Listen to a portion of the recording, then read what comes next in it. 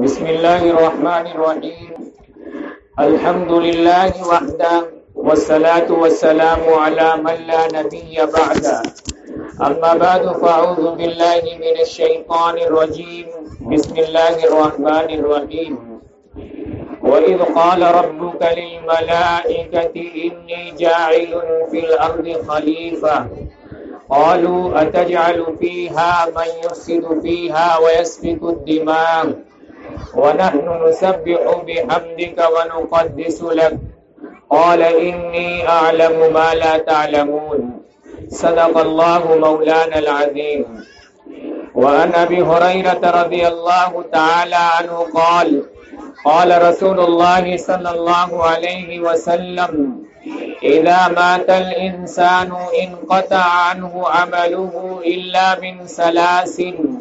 إلا من صدقة جارية أو علم ينتفع به أو ولد صالح يدعو له. رواه مسلم أو كما قال عليه الصلاة والسلام. محترم بزرگوں، دوستوں، ماؤں اور بہنوں، یوں تو اللہ تبارک و تعالی نے اس دنیا کے اندر بہت ساری مخلوقات کو پیدا کیا، لیکن اللہ تبارک و تعالی نے انسان کو اشرف المخلوقات بنایا. اشرف المخلوقات کا مطلب یہ ہوتا ہے کہ اللہ نے جتنی بھی مخلوق کو پیدا کیا گیا سب سے افضل اور بہتر انسان کو بنایا ہے.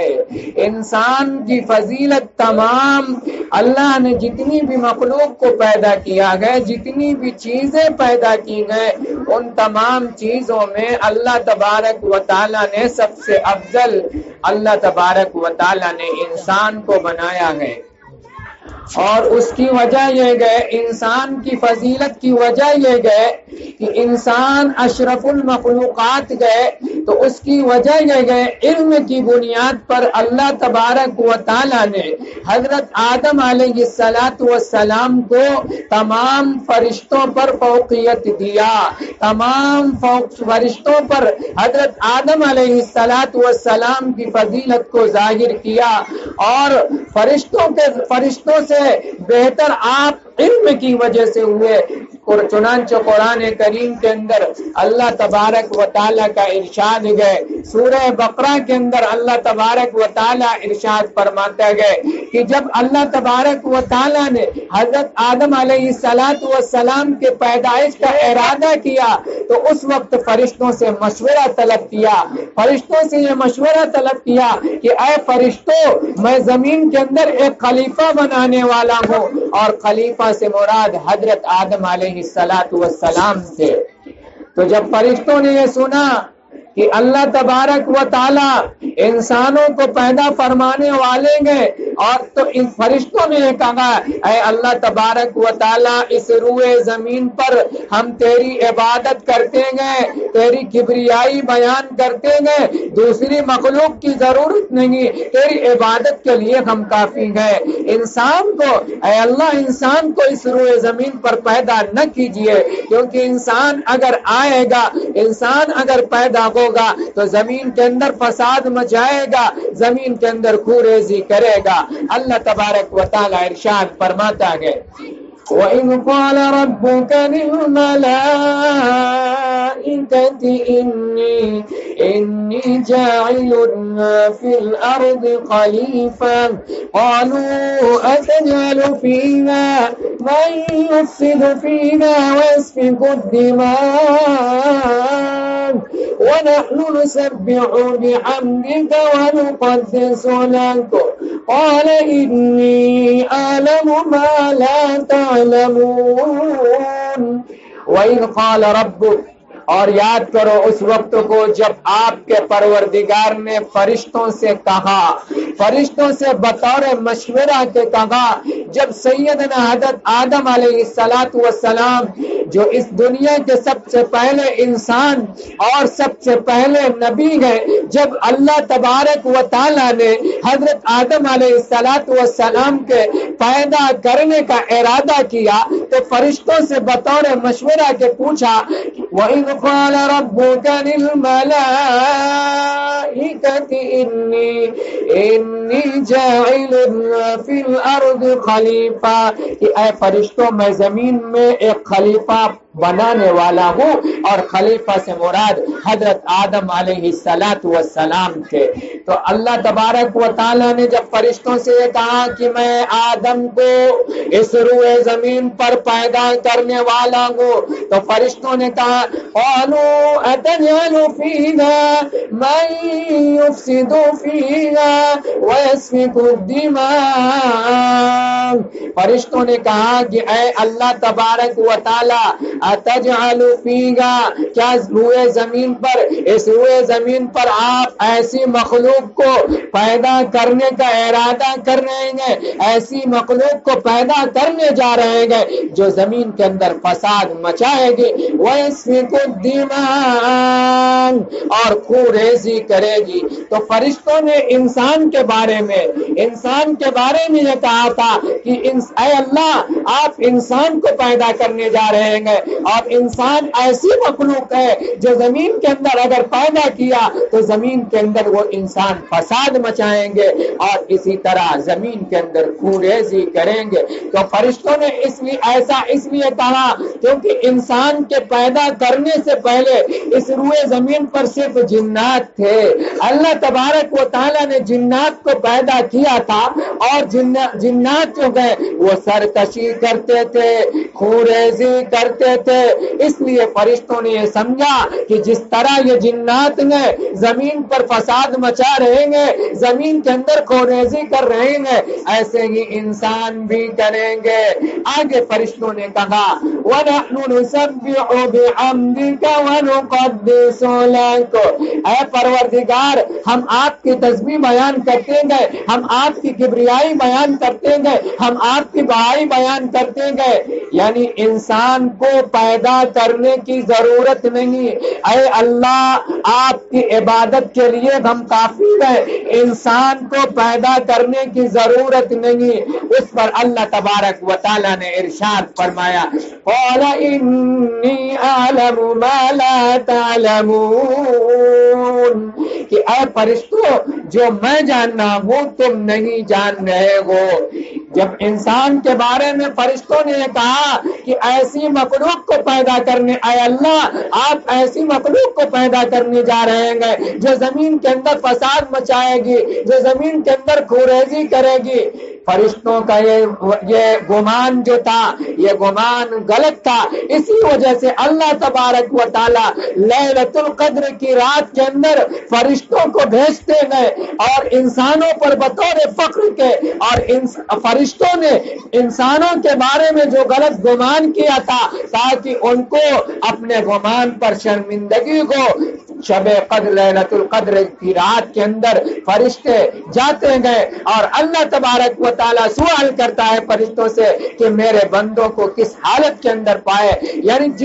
جس انسان کے بارے میں تم نے یہ گمان کیا تھا کہ یہ انسان زمین کے اندر خون ریزی کرے گا، زمین کے اندر فساد کرے گا، حالانکہ تمہارا گمان غلط ہے۔ آگے اللہ تبارک و تعالیٰ نے حضرت آدم علیہ السلام کی فضیلت کو ظاہر کیا گیا، فرشتوں پر اللہ تبارک و تعالیٰ نے حضرت آدم کی فوقیت ظاہر کیا گیا، فضیلت ظاہر کیا گیا، اور فضیلت کس چیز کی وجہ سے ہے؟ وہ علم کی وجہ سے ہے۔ آگے آیت کریمہ کے اندر اللہ تبارک و تعالیٰ ارشاد فرماتا ہے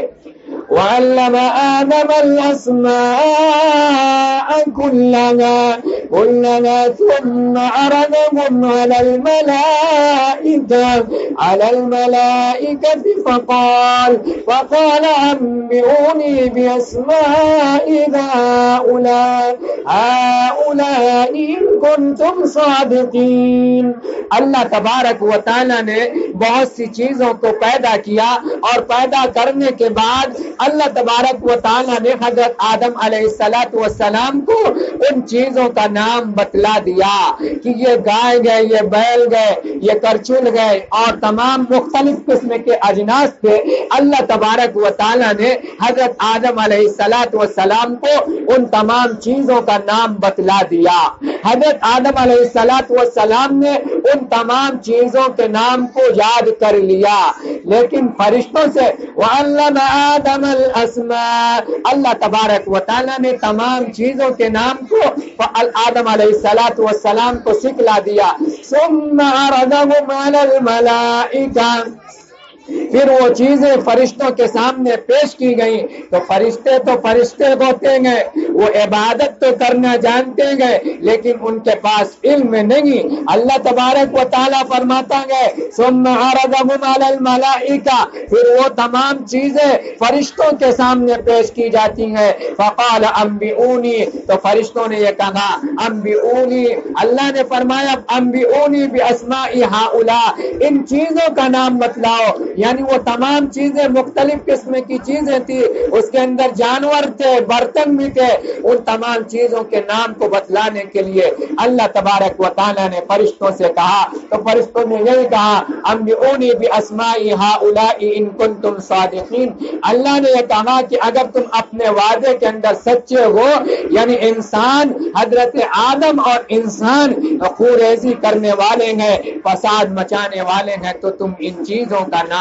بتلاؤ۔ چنانچہ فرشتے عاجز رہ گئے، فرشتے ان چیزوں کا نام نہیں بتلا سکے اور فرشتوں نے اپنی عاجزی کو ظاہر کیا۔ آگے اللہ تبارک و تعالیٰ فرماتا ہے قالوا سبحانك لا علم لنا الا ما علمتنا، فرشتوں نے کہا اے ہمارے پروردگار، ہم کو علم نہیں ہے مگر اسی چیز کا، اے پروردگار جو کچھ آپ نے ہم کو سکھلا دیا۔ انک انت العلیم الحکیم، تو فرشتوں نے عاجزی ظاہر کیا، پھر وہ چیزیں حضرت آدم علیہ السلام کے سامنے پیش کی گئیں تو حضرت آدم علیہ السلام نے ان تمام چیزوں کو ان کے نام کو بتلا دیا۔ تو انسان کی اگر فضیلت گئے تمام مخلوق پر تو وہ علم کی وجہ سے گئے، علم ایسی چیز گئے کہ اللہ تبارک و تعالیٰ خود قرآن کے اندر فرماتا ہے قُلْ هَلْ يَسْتَوِي الَّذِينَ يَعْلَمُونَ وَالَّذِينَ لَا يَعْلَمُونَ، اے پیغمبر آپ کہہ دیجئے جو لوگ جاننے والے ہیں اور جو لوگ جاننے والے نہیں ہیں دونوں آپس میں برابر نہیں ہو سکتے۔ تو علم دین اس کی ایک اہمیت ہے، کیونکہ یہ دنیاوی علم تو دنیا تک رہے گا لیکن یہ دینی علم اس کی نسبت اللہ تبارک و تعالیٰ کی طرف ہے۔ جب اللہ تبارک و تعالیٰ عظیم ہے لہذا وہ روحانی علم دینی علوم بھی عظیم الشان ہے، اور خود جناب محمد رسول اللہ صلی اللہ علیہ وسلم نے ارشاد فرمایا کہ ہماری جو اولاد ہے یہ ہمارے لیے کھیتیاں ہیں، جس طرح ہم اپنی اولاد کی تربیت کریں گے، اگر یہ اولاد کی ہم نے نیک تربیت کی، اچھی تربیت کی، تو کل قیامت کے دن ہمارے مرنے کے بعد اولاد جو کچھ بھی نیک کام کرے گی اس کا ثواب والدین کو ملتا رہے گا۔ مسلم شریف کی روایت ہے، اس روایت سے آپ اندازہ لگا سکتے ہیں کہ اگر آج ہم اپنے بچوں کو دینی تعلیم سکھلا رہے ہیں تو اس کا فائدہ کیا ہوگا۔ اس حدیث پاک کو غور سے سنیں۔ وعن ابي هريره رضي الله تعالى عنه قال قال رسول الله صلى الله عليه وسلم اذا مات الانسان انقطع عنه عمله، اس حدیث پاک کے اندر جناب محمد رسول اللہ صلی اللہ علیہ وسلم نے تین ایسی چیزیں ہیں جن کا ثواب مرنے کے بعد بھی انسان کو پہنچتا رہتا ہے، ان چیزوں کو بیان کیا گیا۔ آقا نے فرمایا اذا مات الانسان انقطع عنه عمله، کہ جب انسان انتقال فرما جاتا ہے تو اس کی نیکیاں ختم ہو جاتی ہیں، کیونکہ انسان کو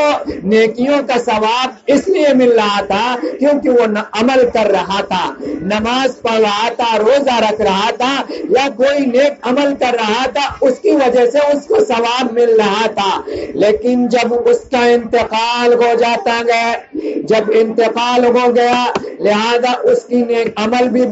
جب عمل بند ہو گیا تو اس کو ثواب نہیں ملے گا۔ لیکن تین ایسی چیزیں ہیں کہ مرنے کے بعد بھی مرنے والے کو ان تین چیزوں کا ثواب ملتا رہتا ہے۔ الا من ثلاث، الا من ثلاث، الا من صدقۃ جاریۃ۔ نمبر 1 صدقہ جاریہ، یعنی مرنے والے کو مرنے کے بعد ان تین چیزوں کا ثواب ملتا رہتا ہے۔ اس میں سے نمبر 1 صدقہ جاریہ۔ صدقہ جاریہ کہتے ہیں کہ میت نے کوئی ایسی چیز چھوڑ دی کہ مرنے والے کے بعد، اس کے جانے کے بعد لوگ اس سے فائدہ اٹھا رہے ہیں۔ مثلا کسی نے کنواں کھدوا دیا، اب مرنے والے کے بعد جب تک بھی لوگ اس سے فائدہ اٹھاتے رہیں گے تو اس کو مرنے والے کو ثواب ملتا رہے گا۔ اسی طرح کسی نے مدرسہ قائم کر دیا یا مسجد کی بنیاد رکھ دی، جب تک لوگ اس میں نماز پڑھتے رہیں گے یا مدرسے کے اندر تعلیم ہوتی رہے گی تب تک اس کا ثواب ملتا رہے گا۔ تو اس ثواب کا اصول یہ ہے، ایک تو انسان بذات خود عمل کرے تب ثواب ملتا ہے، یا کسی عمل کا سبب بنے۔ تو اگر ہم نے کنواں کھدوایا تو ہم نیک عمل کا سبب بنے، اس لیے اللہ تبارک و تعالی ثواب سے نوازتا ہے۔ نمبر 2 الا من ثلاث الا من صدقۃ جاریۃ۔ نمبر 2 او علم ينتفع به، یا ایسا علم جس سے لوگ فائدہ اٹھاتے رہیں گے۔ تو جب تک لوگ فائدہ اٹھاتے رہیں گے مرنے والے کو ثواب پہنچتا رہے گا۔ اس کی مثال یہ ہے، مثلا کسی عالم دین نے کوئی کتاب لکھ دی، اب اگر ان کا انتقال بھی ہو جائے، انتقال کے بعد بھی جب تک لوگ اس کتاب سے فائدہ اٹھاتے رہیں گے ان کو ثواب ملتا رہے گا۔ اسی طرح اگر کسی نے کسی کو قرآن کی تعلیم دی اور قرآن کی تعلیم دینے کے بعد ان کا انتقال ہو گیا تو ان کے شاگرد یا شاگرد کے شاگرد جب تک یہ واسطہ چلتا رہے گا ان کو ثواب پہنچتا رہے گا۔ تو یہ صدقہ جاریہ میں سے گئے، مرنے کے بعد بھی اس کا ثواب پہنچتا رہتا ہے۔ اور نمبر 3 او ولد صالح یدعو لہ۔ نمبر 3 آقا نے فرمایا کہ مرنے کے بعد مرنے والے کو اس کا ثواب پہنچتا ہے کہ نیک اولاد جو اپنے والدین کے لیے دعا کرے۔ اگر ہم نے اپنے اولاد کو نیک بنایا، نماز کا پابند بنایا، دین سے اس کو واقف کیا، تو اب جب تک ہماری اولاد ہمارے حق میں دعا کرتے رہے گی تب تک ہم کو ثواب پہنچتا رہے گا۔ اس کی مثال بیان کرتے ہوئے مولانا علی قاری رحمہ اللہ نے مرقات المفاتیح کے اندر لکھا گیا کہ جس طرح اگر کسی شخص نے کوئی درخت لگایا، کوئی پیڑ لگایا اور اس پیڑ کے اندر پھل مل رہا ہے، پھل آ گیا ہے، تو اگرچہ کھانے والا پھل آ گیا، کھانے والا پھل لگانے والے کو پیڑ لگانے والے کو دعا دے یا دعا نہ دے، پیڑ لگانے والے کو ثواب ملتا رہے گا۔ اسی طرح نیک اولاد گئے تو اپنے والدین کے لیے دعا کرے یا دعا نہ کرے پھر بھی والدین کو ثواب ملتا رہے گا۔ لیکن جناب محمد رسول اللہ صلی اللہ علیہ وسلم نے اس حدیث پاک کے اندر او ولد صالح کی قید لگائی، یعنی نیک اولاد یدعو لہ، جو اپنے والدین کے لیے دعا کرے۔ تو اس کے یہ قید جو ہے یہ قید اتفاقی ہے، یعنی جناب محمد رسول اللہ صلی اللہ علیہ وسلم نے اولاد کو اپنے والدین کی دعا کے لیے ابھارا ہے۔ تو اس حدیث پاک سے ہمیں یہ بات پتا چلی کہ اگر ہم نے اپنی اولاد کو نیک بنایا، دیندار بنایا، ہم نے اپنے اولاد کو دین کی تعلیم دیا اور یہ اولاد کل مستقبل کے اندر نماز کا پابند رہے گی، اسی طرح شریعت کی پاسبانی کرنے والی رہے گی، تو اس کا ثواب ہمارے حق میں لکھا جائے گا۔ اسی طرح اگر ہماری اولاد بگڑی ہوئی ہے تو کل قیامت کے دن اس کا بھی ہم سے سوال کیا جائے گا، کیونکہ حدیث پاک کے اندر آتا ہے کہ ہر شخص اپنے ماتحتوں کا نگراں ہے، اس کے ماتحتوں کے بارے میں پوچھ تاچھ ہوگی، ہر والدین سے اس کے اولاد کے بارے میں پوچھ تاچھ ہوگی۔ اگر ہماری اولاد بگڑی ہوئی ہے تو کل قیامت کے دن کل قیامت کے دن اولاد کے سلسلے میں پوچھ تاچھ ہوگی۔ تو اس لیے یہ اولاد ہماری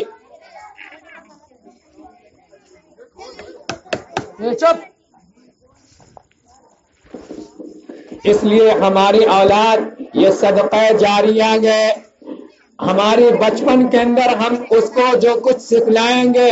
کل مرنے کے بعد یہی ہماری اولاد کام دے گی، کیونکہ ہمارے اس دنیا سے جانے کے بعد ہماری قبر پر کوئی فاتحہ پڑھنے والا نہ رہے گا۔ اگر ہم نے ان بچوں کو دین کی تعلیم نہیں دیا، دین سے دور رکھا، تو یاد رکھیے کل قیامت کے کل جب ہم قبر کے اندر پہنچیں گے اس وقت محسوس ہوگا ایک مردے کو، میت کو ایصال ثواب سے بہت زیادہ فائدہ ہوتا ہے۔ اگر ہماری اولاد اگر قرآن کی تعلیم ہم نے نہیں دیا تو یاد رکھیے کل ہم قبر کے اندر جب جائیں گے تو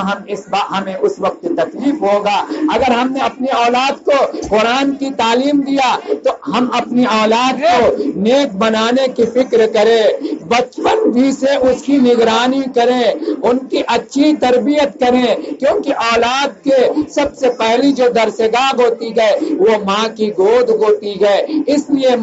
ہماری ماں بہنوں کی یہ ذمہ داری ہے کہ ہم اپنی اولاد کو نیک بنائیں، کیونکہ اگر ہم نے اپنی اولاد کو دین سے دور رکھا تو یاد رکھیے آج اگر ہم نے اپنی اولاد کو دنیاوی تعلیم دی اور دین سے دور رکھا تو بہت سے ایسی بھی اولاد ہیں کہ لوگوں نے ان کو دین سے دور رکھا اور اپنی اولاد کو انجینئر بنا دیا، ڈاکٹر بنا دیا، لیکن قرآن کی تعلیم سے دور رکھا تو ہوتا کیا ہے؟ ہوتا یہ ہے کہ ان کی زندگی کے اندر جب پڑھ لکھ کر وہ گریجویٹ ہو جاتا ہے، اپنے آپ کو ہائی فائی سمجھنے لگتا ہے اور اپنے والدین کو پہچاننے تک سے انکار کر دیتا ہے۔ اور ایسے بھی بہت سے واقعات اس دنیا کے اندر پیش آئے گے کہ اولاد جو ہے اس طرح نکمی بھی اولاد ہوتی ہے کہ جو اپنے والدین کے جنازے پر پڑھنے سے بھی محروم رہتی ہے، کیونکہ ہم نے ان کو دین کی تعلیم سے دور رکھا، ہم نے ان کو نماز جنازہ پڑھنے کا طریقہ تک نہیں سکھلایا۔ جب ہم نے اپنی اولاد کو دین سے دور رکھا، نماز جنازہ پڑھنے کا طریقہ بھی نہیں سکھلایا، تو اب بتائیے جب ہماری نماز جنازہ ہمارا لڑکا کیسے پڑھے گا؟ تو ایک نہیں اس طرح کے ہزاروں واقعات دنیا کے اندر پیش آ رہے ہیں۔ اس لیے ہماری یہ ذمہ داری بنتی ہے کہ ہم اپنے اولاد کو دیندار بنائیں، ہم اپنی اولاد کو دینی سب سے پہلے اپنی اولاد کو مسلمان بنائے، عقیدے کے اعتبار سے مضبوط بنائے، اس کے بعد جو چاہیں وہ تعلیم دے۔ سب کو حافظ قرآن تو بننا ضروری نہیں، لیکن حفظ قرآن کی بھی فضیلت ہے۔ جناب محمد رسول اللہ صلی اللہ علیہ وسلم نے ارشاد فرمایا من حفظ القرآن من قرأ القرآن وعمل بما فيه، کہ جس نے قرآن کریم کو حفظ یاد کیا، قرآن کریم کو حفظ کیا، وعمل بما فيه، اور قرآن کریم کے اندر اللہ تبارک و تعالیٰ نے جن باتوں پہ کرنے کا حکم دیا ان باتوں کو کیا، اور جن باتوں سے رکنے کا حکم دیا ان چیزوں سے رک گیا، البس والداہ تاجن یوم القیامہ، اللہ کے پیغمبر نے فرمایا حافظ قرآن کے والدین کو کل قیامت کے دن ایک تاج پہنایا جائے گا، اس تاج کی روشنی سورج کے روشنی سے کہیں زیادہ ہوگی اگر سورج تمہارے دنیاوی گھروں کے اندر آ جائے۔ یعنی اللہ کے محبوب پیغمبر نے یہ فرمایا یہ سورج जिस सूरज को पूरी दुनिया को मुनव्वर किए हुए गए, अगर ये सूरज तुम्हारे दुनियावी घरों के अंदर आ जाए, सूरज हमारे घरों के अंदर आ जाए, फिर उसके बाद जो रोशनी होगी आप अंदाजा लगा सकते हैं। सूरज जमीन से इतनी दूर पड़ गए फिर भी पूरी दुनिया को रोशन किए हुए गए, अगर ये सूरज हमारे घरों के अंदर आ जाए तो किस कदर रोशनी होगी। आका ने फरमाया अगर सूरज तुम्हारे दुनियावी घरों के अंदर आ जाए फिर भी उससे जो हाफिज कुरान के वालिदैन को जो ताज पहनाया जाएगा उस सूरज की रोशनी से कहीं ज्यादा रोशनी होगी। तो ये हाफिज कुरान के वालिदैन का मकाम है। आगे आका ने फरमाया फमा अज़न्नुकुम बिल्लज़ी अमिल बिहादा, तो उस हाफिज कुरान का क्या मकाम होगा जिसने कुरान करीम को खुद हिफ्ज़ किया।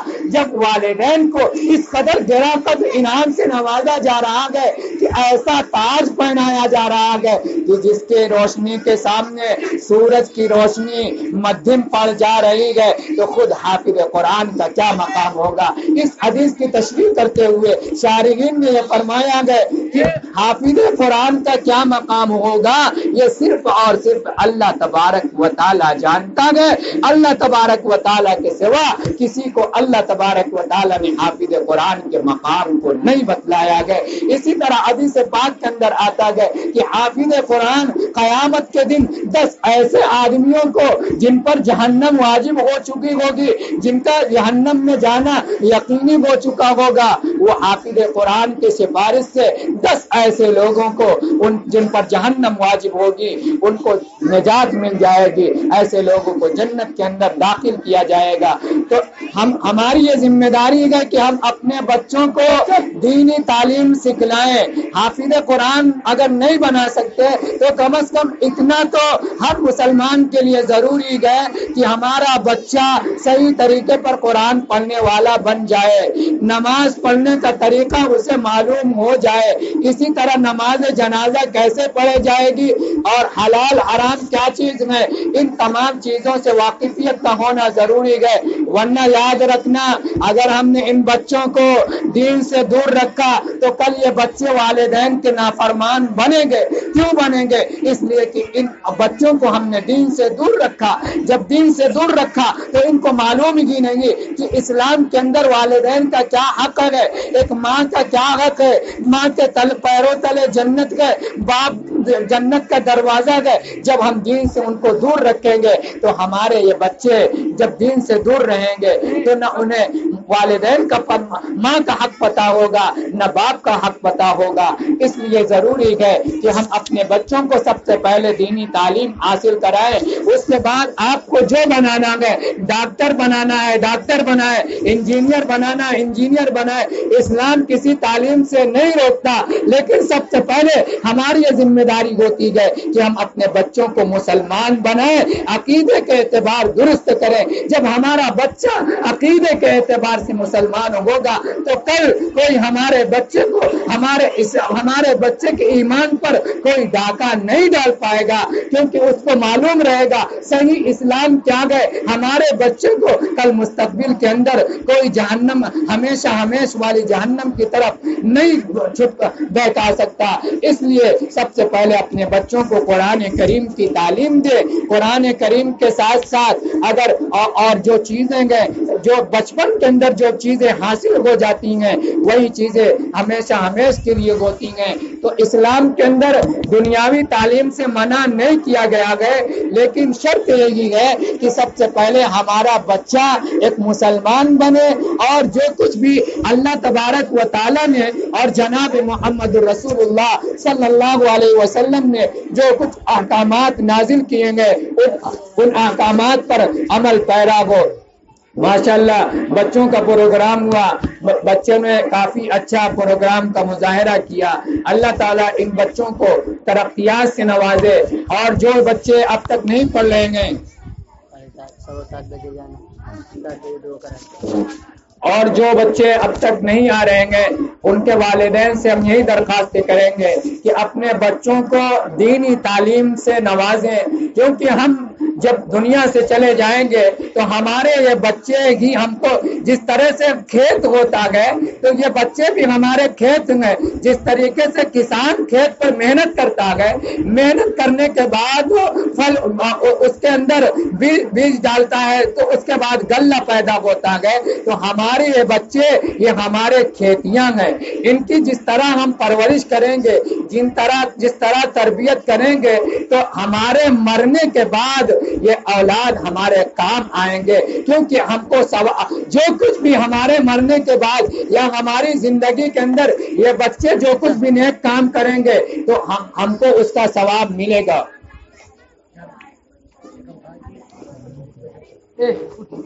اس کی وجہ یہ ہے کہ ان بچوں کی تربیت کے اندر ہم شریک رہیں گے، ہم سبب بنے، لہذا ہمارے مرنے کے بعد یا ہماری زندگی کے اندر یہ بچے جو کچھ بھی نیک کام کریں گے اس کا ثواب ہم کو بھی پہنچے گا۔ تو ہم اگر یہ چاہتے ہیں کہ ہمارے مرنے کے بعد ہمارا بچہ ہم کو احسان ثواب پڑھے تو اس کے لیے ضروری ہے کہ ہم اپنے بچوں کو مدرسے کے اندر، مکتب کے اندر تعلیم ضرور دیں، کیونکہ مکتب کے اندر جب ہم اپنے بچوں کو بھیجیں گے وہ دین کی تعلیم سیکھے گا، اس کو یہ معلوم ہوگا کہ ہمارے والدین کا کیا حق ہے، ایک ماں کا کیا حق ہے، باپ کا کیا حق ہے۔ اگر ہم نے اپنے بچوں کو اسلامی تعلیم سے، دینی تعلیم سے دور رکھا تو کل یہی ہوتا ہے کہ اولاد ماں باپ کی نافرمانی کرتی ہے، اس کی وجہ یہ ہے کہ دین سے دور ہوتی ہے۔ اب والدین کا کیا مقام ہے؟ قرآن کے اندر اللہ کو